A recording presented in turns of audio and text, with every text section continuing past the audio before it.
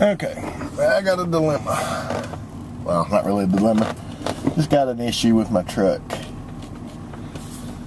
We went to visit my wife's friend. I guess it was about 70 miles away. 60, 70, something like that. And my check engine light came on. I haven't found my code reader. I don't know where in the heck it went. I kept it in here, but for some stinking reason it's gone. Not really gone, I just have to find out where I put it, because I use that for both mine and her truck. Plus, when I get the S10 Blazer going, I'll be using it for that one as well. Because I'm sure I'm going to have a bunch of codes pop up as soon as I first crank it up. That one hasn't been cranked up in like 3 years. But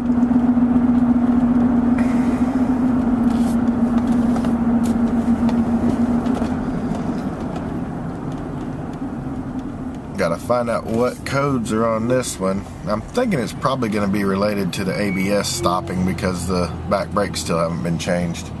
I think they've gotten down that far that I have to change them now. So hopefully that's all it is. Truck's running smooth. It shifts out like it's supposed to, so I don't think it's anything with the engine. It could be something with the emission control system. I don't know. But I'm gonna give it a shot and see. Try and find one of these auto parts stores that'll let me use their code reader.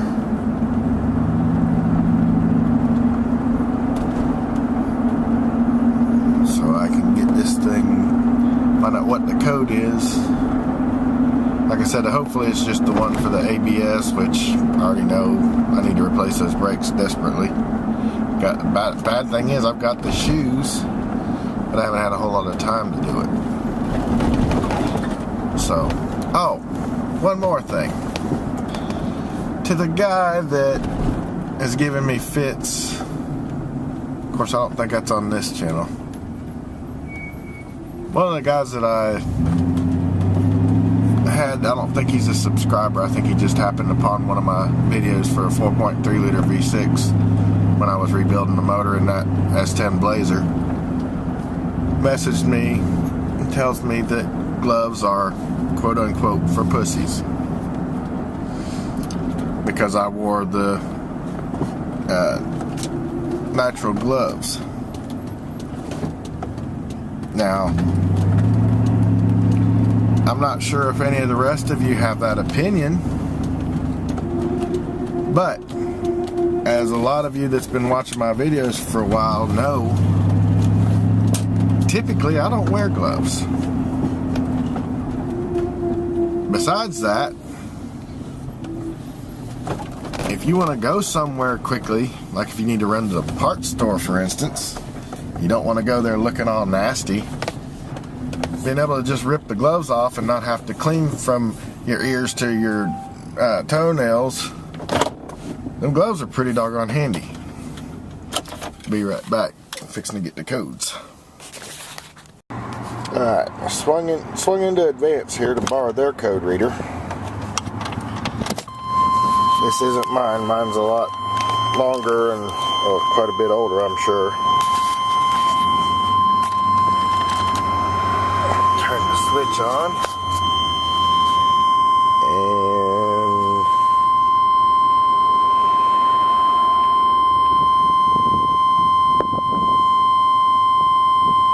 oh Lord. Domestic vehicles.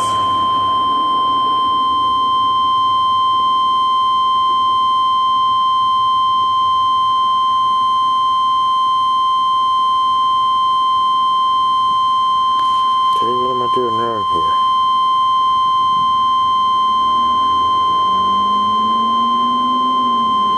$99.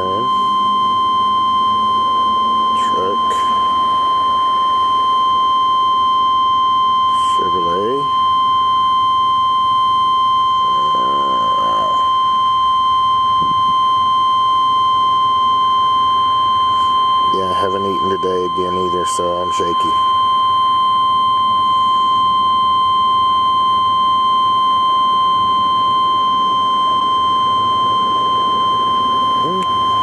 No Tahoe listed there. Let's lie to it and tell it it's a Silverado.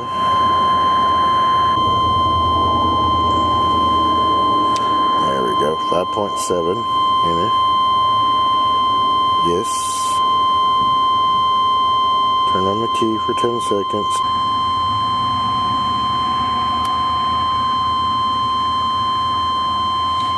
B0223 or B0223 ABS, $29. Right front speed sensor erratic. Yeah, I know. P1870. God dog, again? Transmission component slipping. I knew that too. That's been that way for 2 years and it's still going. We'll go down to erase codes. Yes, enter.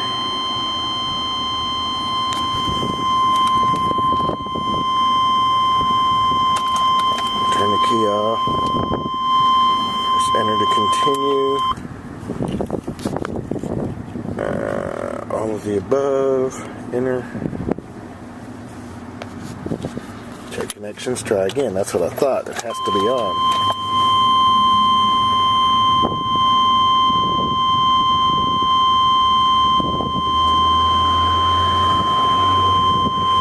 Just skip their instructions because those instructions are bogus.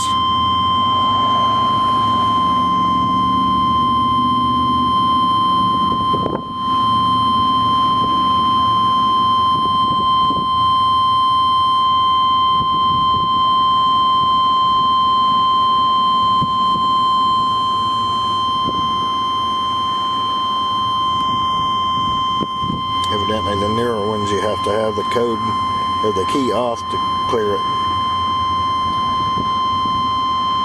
Okay. Back.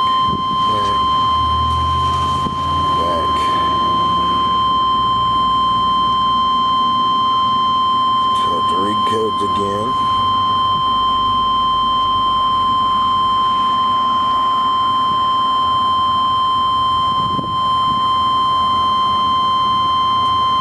No codes found. Good.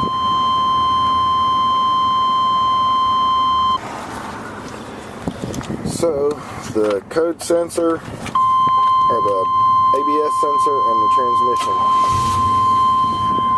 Okay, lights off. Good deal.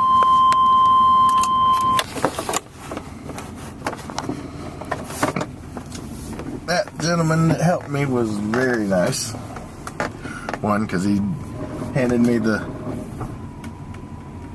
code reader without any trouble, and he said that burgundy truck right there, that extra cab Chevrolet, is his, and he's got over 330,000 miles on it, and just can't see tearing it apart to rebuild it. And I told him, I said, well, you know, I kind of got the same issue with mine. Been slipping for 2 years, just randomly. It doesn't do it all the time. And so I'm not going to tear mine down and rebuild it. I'm not replacing that shift solenoid again either, because that's the only thing that really keeps messing up in it. But it's random. Now what I'm going in here for is paint. Okay.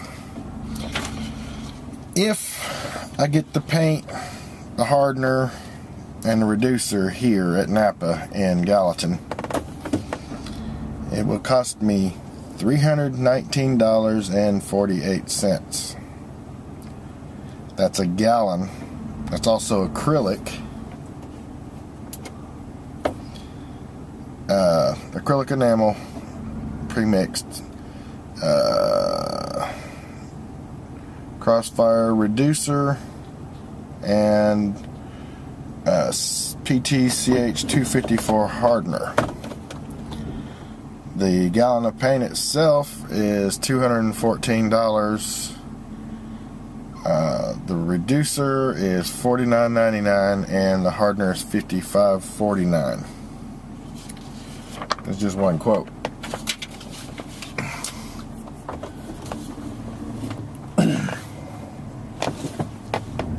Now, I am going to look at one other place. And there's one other spot that may, I'm not even sure, but they may have the paint. I don't know if they'll have the right color though, that's the thing. There's a lot of paint places around, but not a lot of them have the proper color. To be honest about it, that John Deere green they had there is actually darker, quite a bit darker than the John Deere green that's on my truck at home already. And of course, most of that's going to get sanded right back off, or at least, at the very least, scuffed up and primered over.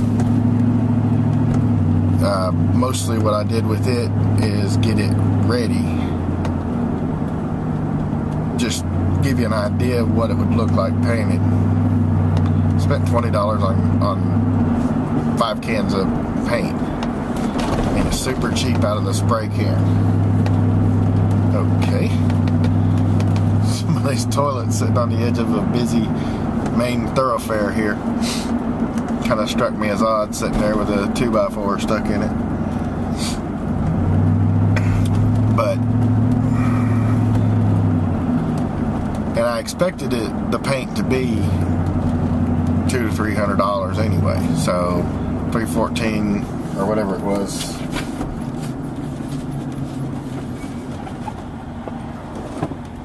Yeah, $319. That's within what I expected to have to pay. Of course, I don't have it now, so that's not going to happen anytime soon.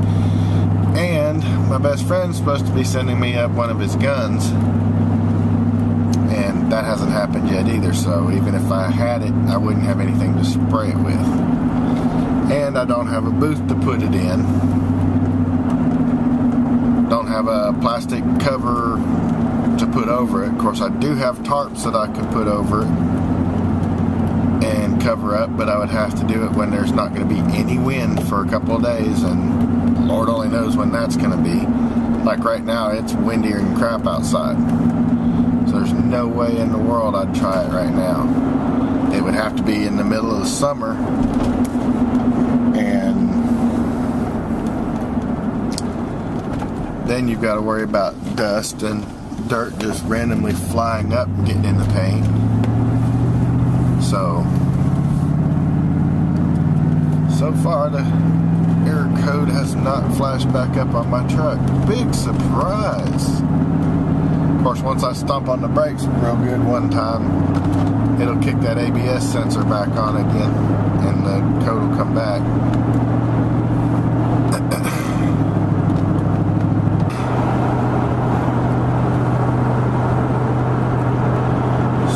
Still at it with the e-cigarette. These newer ones are pretty awesome. Got easily 5 times the battery life out of this one over what I had. 53 days. 1 hour, 11 minutes, 19 seconds since I had my last cigarette. Still the case, not smoking. 1,856 cigarettes, $538.24. I've saved 7 days, 17 hours, and 36 minutes of time by not smoking. Of course, I don't know how much all of that actually counts, being that I'm using the e-cigarette, but I'm not smoking regular cigarettes. And this is actually the reduced nicotine tobacco. It's like almost non-existent. Next step is to go down to the non-existent, and I'll probably always, well, at least for a little while, I'll be on these things because I love these flavors. I mean, even if I'm not actually smoking, these flavors are really cool.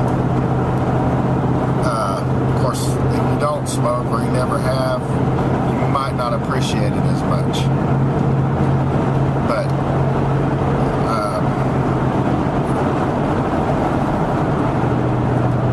error of all errors, somebody went and created a cinnamon vapor.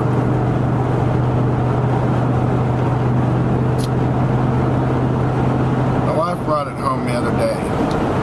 She found a place in Nashville that makes their own flavors right there in the store.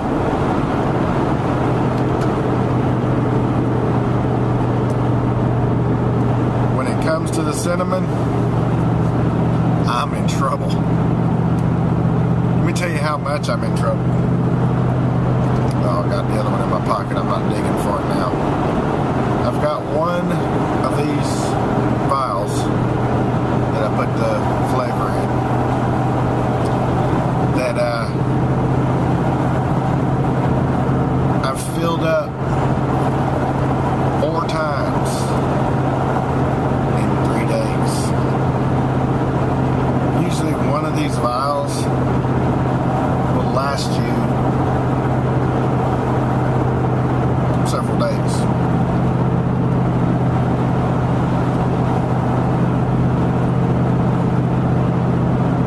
With me, not so much. I actually think this is the reason I was so jittery yesterday. I don't think it's just because I wasn't eating. Because I'm also trying not to pack on the pounds. Before I even quit, I had gotten up to 392 pounds, or 300, yeah. I'd gotten up to 292 pounds again.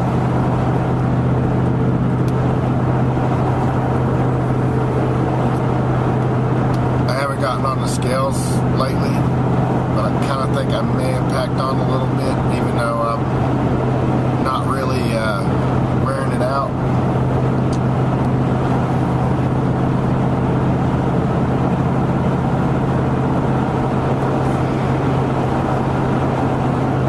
Say I'm probably still right about that.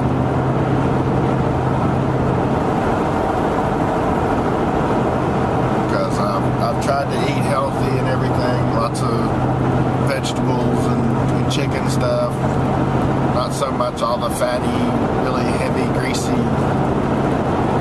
super tasty kind of food.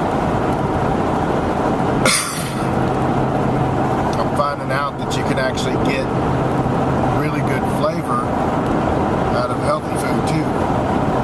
It takes some doing and some know-how, but you can do it. That's pretty much all I have for today.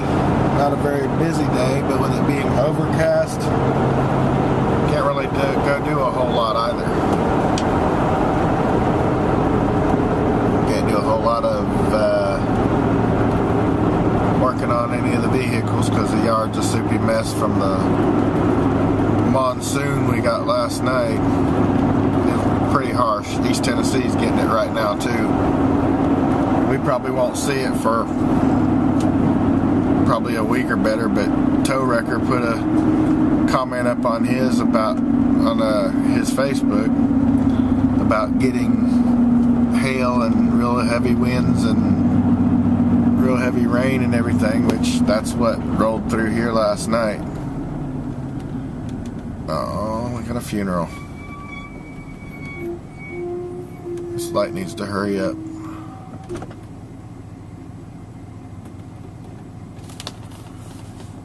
Because we're in the south, and in the south, you pull over for a funeral. I'm going to get through the light at least. They're not quite here yet. But out of respect, yep, see? Everybody does it.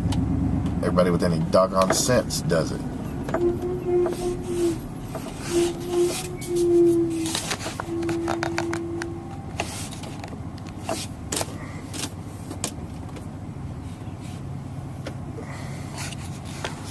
don't believe me, hers has already passed, so I'm not worried about you seeing that. Look through my dirty windshield at all the people ahead of me that are stopped for the procession.